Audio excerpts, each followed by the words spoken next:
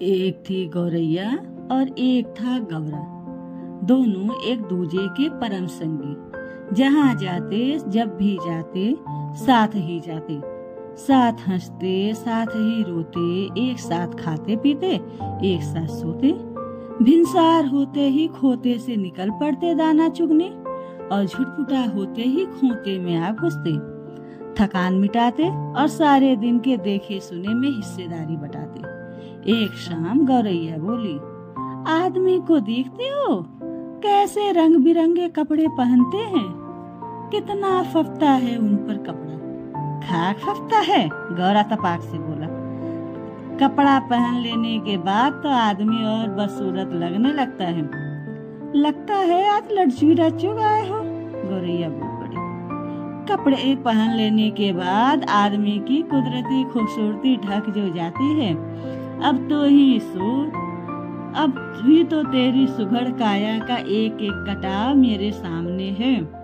रोवे रोवे की रंगत मेरी आंखों में चमक रही है। अब अगर तू मानुस की तरह खुद को सरापा ढक ले तो तेरी सारी खूबसूरती ओझल हो जाएगी कि नहीं। कपड़े केवल अच्छा लगने के लिए नहीं, गौरैया बोले, मौसम की मार से बचने के लिए भी पहनता है आदमी। गौरे ने कहा, तू समझती नहीं, कपड़ा पहन पहन कर जाड़ा गर्मी बरसात सहने की उनकी सकत भी जाती रहती है और इस कपड़े में बड़ा लफड़ा भी है। कपड़ा पहनते ही पहनने वाले की औकात पता चल जाती है। आदमी आदमी की हैसियत में भेद हो जाता है। फिर भी कपड़ा पहनने से बाज नहीं आता आदमी, नित नए नए लिबास सिलवाता रहता है, गौरैया बोली। यह नीरा पोरापन है। आदमी तो लिबास से फकत लाज ही ढकता है।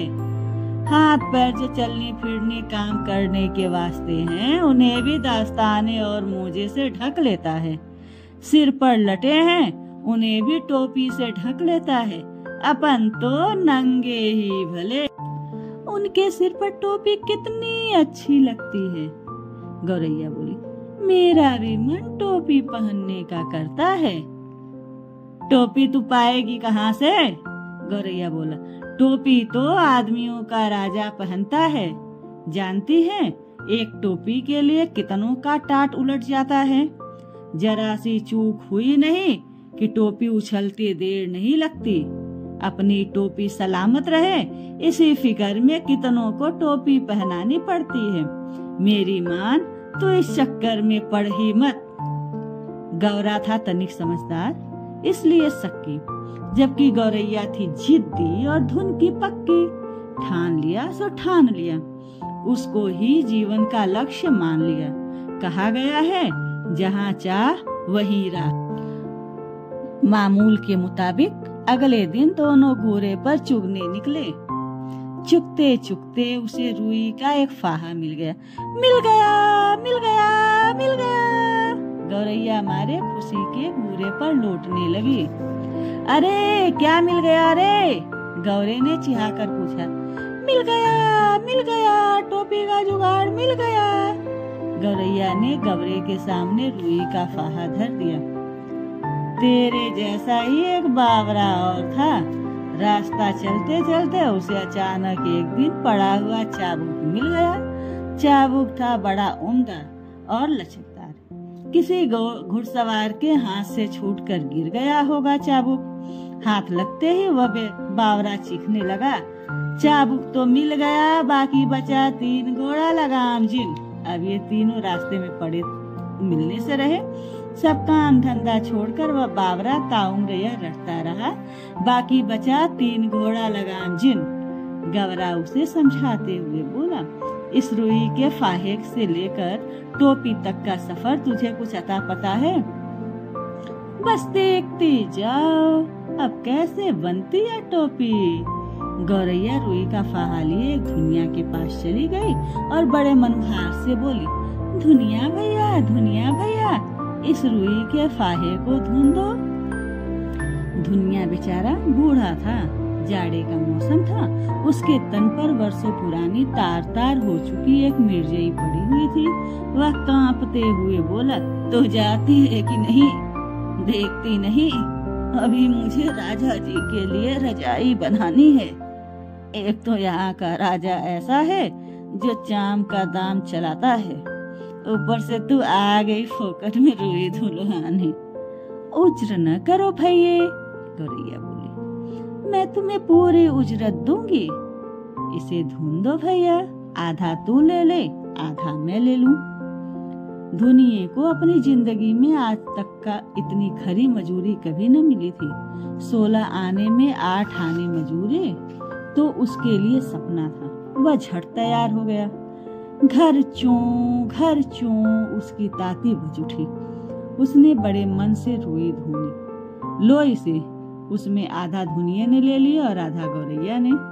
इससे उत्साहित गौरैया गौराए कोरी के यहाँ गए और कहने लगी, कोरी भैया, ओ कोरी भैया, इस धुनी रुई से सूत काट दो। कोरी की कमर झुकी हुई थी। उसके बदन पर धज्जी धज्जी हो चुका एक धुस्सा डाल रखा था। वह बड़ी अनिच्छा से बोला, तुम लोग यहाँ से भागते हो कि नहीं? देखते नहीं अभी मुझे राजा जी के लिए अचकन के लिए सूत काटने हैं। मुझे फुर्सत नहीं है मुफ्त में मल्लार गाने की। भैया, इस मुल्क में सब काम क्या राजा जी के लिए ही होता है? गौरैया अचरज से बोली। तो किस मुल्क से आई है री? कोरी ने उसे भर आंख देखा। जानती नहीं यहाँ का चलन? खट मरे बरधा, बैठा खाए तुरंग। यहाँ सब काम राजा जी के नाम पर और राजा जी के लिए होता है। राजा जी के लघुए भगुए भी तो बहुत हैं, इसी में उनका भी काम होता है।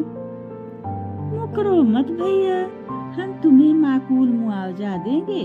इसे काट दो, आधा तुम ले लो, आधा मैं ले लूं। कोरी भी तैयार हो गया। इतनी वाजिब मजूरी पर काम न करना मूर्खता होती। तन तन करके उसकी तकली चरखी ताता थैया करने लगी। काफी महीन और लच्छेदार सूत काट दिए उसने। कदम कदम पर मिलते कारगरों का सहयोग ने गौरैया को आगे बढ़ने पर उकसा दिया। उसके बाद वे दोनों एक बुनकर के पास गए और इसरार करने लगे, बुनकर भैया, ओ बुनकर भैया, इस कते सूत से कपड़ा बुन दो। बुनकर इन्हें अगबग होकर देखने लगा। हटते हो कि नहीं यहाँ से? देखते नहीं अभी मुझे राजा जी के लिए बागा बुनना है। अभी थोड़ी देर बाद ही राजा जी के करिंदे आ जाएंगे। साव करे साव, भाव तो चबाव करे चाकर। इतना कहकर बुनकर अपने काम में मशगूल हो गया। इसे बुन दे भैया, गौरैया ने साहस सजोकर कहा। हम सेत मेत का काम नहीं करवाते। इसे बुन दे, आधा तू ले ले, आधा हम ले ले। बुनकर ने देखा कि सौदा बुरा नहीं है। वह तैयार हो गया। सूत अपनी ओर खींचकर ताना बाना पसार दिया। उसका करघा चलने लगा, ढरके ढुलकने लगी। थोड़ी देर में उसने काफी गफस और दबीज कपड़ा बुन दिया। आधा उसने ले लिया, आधा इन्होंने। गौरैया ने 3/4 मंजिल मारी ली थी। कपड़ा लिए दिए वह एक दर्जी के पास जा पहुंची और कहा, दर्जी भैया, इसकी टोपी सिल दो। खिसकती हो कि नहीं यहाँ से? दर्जी ने रोज से बोला। देखते नहीं राजा जी की 7वीं रानी को 9 बेटियों के बाद 10वां बेटा पैदा हुआ है। अब उस 10 रतन के लिए मुझे ढेरों झब्बे सिलने हैं। दर्जी के माथे पर पसीना पोंछते हुए ठंडी आह भरी। कुछ देना न लेना, भर माथे पसीना। हम तो भैया बेगार में कुछ करवाते नहीं। इस बुने कपड़े से टोपी सिल दो, बल्कि 2 टोपियां सिल दे। एक तू ले ले, एक हम ले ले। मुँह मांगी मजूरी पर कौन मुझे तैयार न होता। कच कच उसकी कैंची चल उठी और चूहे की तरह सर सर उसकी सुई कपड़े के भीतर बाहर होने लगी। बड़े मनोयोग से उसने 2 टोपियां सिल दी। खुश होकर दर्जी ने अपनी ओर से एक टोपी पर 5 फुदने भी जड़ दिए। फुदने वाली टोपी पहनकर तो गौरैया जैसे आपे में न रही। टेढ़ टांगों पर ही लगी नाचने, फुदक फुदक कर लगी गौरा को दिखाने। देख मेरी टोपी सबसे निराली, 5 फुदने वाली, देख मेरी टोपी सबसे निराली। वाकई तू तो रानी लग रही है। गौरी को अभी आखिर कहना पड़ा, रानी नहीं राजा का, मेरे राजा। गौरैया ऊंचा उड़ने लगी। अब कौन राजा मेरा मुकाबला करेगा। टोपी पहनते उसके मन में एक नए हुलस ने जोर मारा कि क्यों न इस मुल्क के राजा का भी एक बार जायजा लिया जाए, जिसके लिए इतने सारे काम होते हैं। उड़ते उड़ते वह राजा के महल के कमरे पर जा बैठी। उसी वक्त राजा अपने चौबारे पर टहलुओं से खुली धूप में फुलेल की मालिश करवा रहा था। राजा उस वक्त अधनंगा बदन और नंगे सिर था।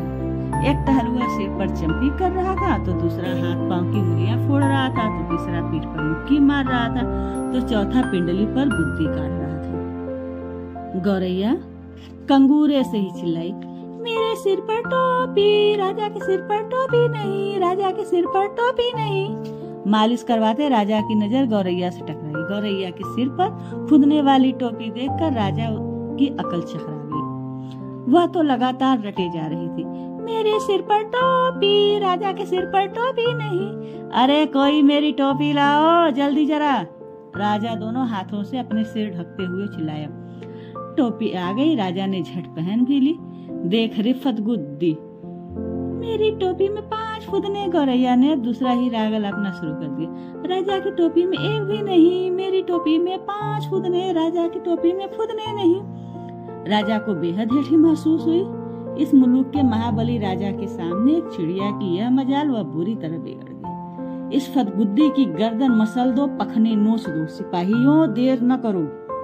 क्षमा महाराज, मच्छर मारकर हाथ क्यों गंदा करना, अपने आप चली जाएगी, मंत्री ने कहा।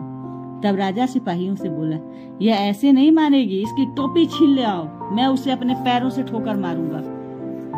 एक सिपाही ने गुलेल मारकर गौरैया की टोपी नीचे गिरा दी, तो दूसरे सिपाही ने झटपट टोपी लपक ली और राजा के सामने पेश कर दिया। राजा टोपी को पैरों से मसलने ही जा रहा था कि उसकी खूबसूरती देख दंग रह गया।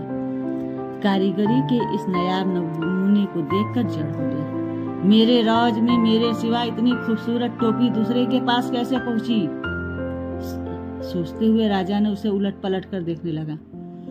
इतनी नगीना टोपी इस मुल्क में बनाई किसने। राजा के मन में ख्याल आया। अब तो उस हुनरमंद नकारीगर की खोज होने लगी।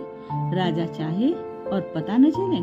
गिरते पड़ते दर्जे हाजिर हुआ। दुहाई अन्नदाता, दुहाई अन्नदाता, इतनी बढ़िया टोपी तुमने कभी हमारे लिए क्यों नहीं बनाई। मेघों की गड़गड़ाहट की मानिंद राजा की आवाज निकल पड़ी। दुहाई अन्नदाता, हमें दुहाई नहीं, वजह बताओ। कपड़ा बहुत उम्दा था सरकार, एकदम गफस और दबीज। ऐसा उम्दा कपड़ा किसने बुना। नाक की मानिंद राजा फुफकार उठा। गिरते पड़ते बुनकर हाजिर हुआ। माफी बख्शे सरकार, माफी नहीं, वजह बताओ। सूत बड़ा उम्दा था सरकार, एकदम महीन और लच्छेदार।